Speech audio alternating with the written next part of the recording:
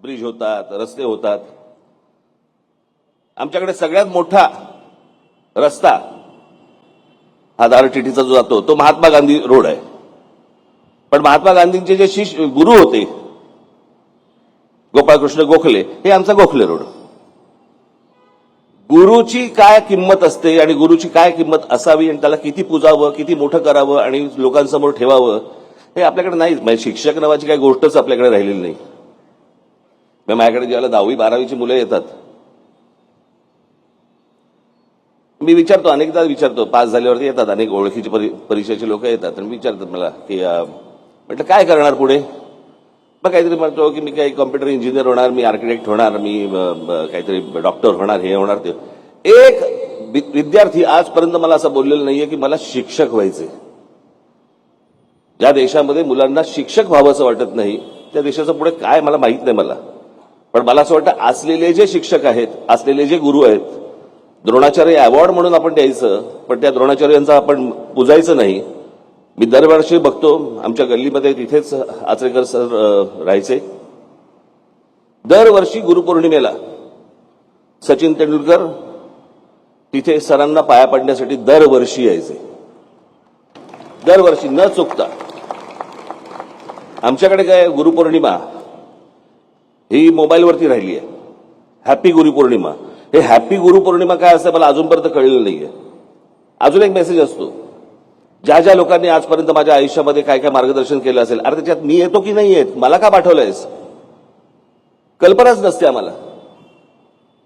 पण गुरु नावाची जी गोष्ट असते, ही गुरु जपणं हे मला असं वाटतं सगळ्यात महत्वाचं आहे. आचरेकर सरांचं योगदान इतकं मोठं आहे की इथे काहीतरी स्मारक व्हावं, काहीतरी गोष्ट व्हावी असं मला मनापासून पहिल्यापासून वाटत होतं.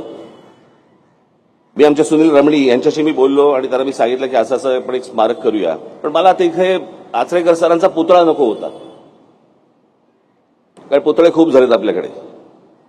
मी म्हटलं काहीतरी वेगळं करू आपण, की ज्याच्यातनं काहीतरी आचरेकर सरांची एक आयडेंटिटी, त्यांचे एक कॉन्ट्रीब्युशन या सगळ्या मुलांना पण कळेल पुढे येणाऱ्या. आणि म्हणून मी त्या प्रकारचं स्मारक केलं की जिकडे स्टम्प्स आहेत, पॅड्स आहेत, ग्लोव्ज आहेत, बॉल आहे, हेल्मेट आहे, सगळ्या गोष्टी आहेत.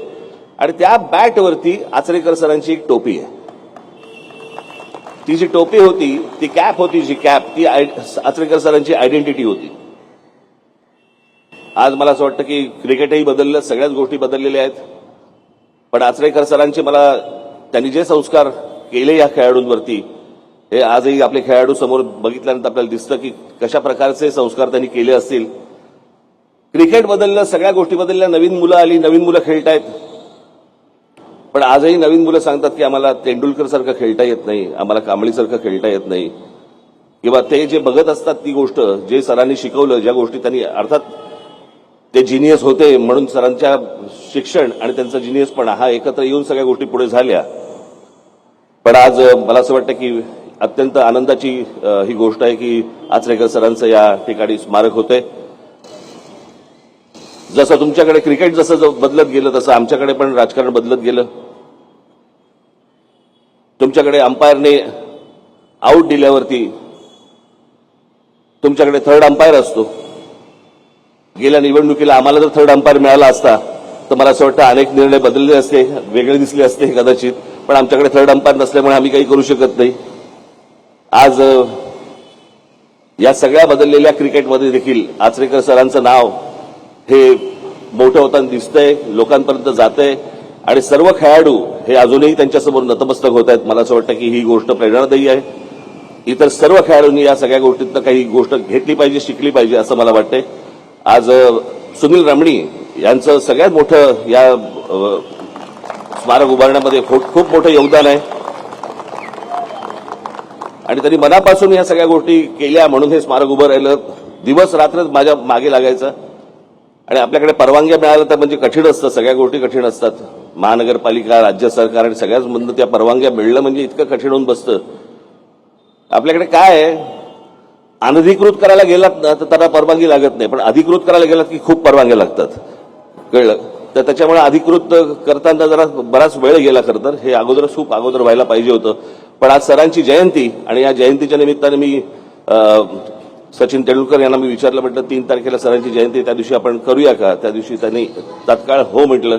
आणि मी सचिन तेंडुलकर यांचे देखील मी आभार मानतो. आणि आज आपण सर्वजण जाताना ते स्मारक बघाल आणि आपल्याला देखील सर्वांना ती स्मारक आवडेल अशी एक आशा अपेक्षा बाळगतो. आज खरं तर या रांगेमध्ये मी चुकीचा खेळाडू आहे, पण तरी मी बसलोय किंवा मला बसवलंय असं समजा. पण आज तुम्ही सगळेजण इतक्या मोठ्या संख्येने आलात, मी अत्यंत आपला आभारी आहे. धन्यवाद.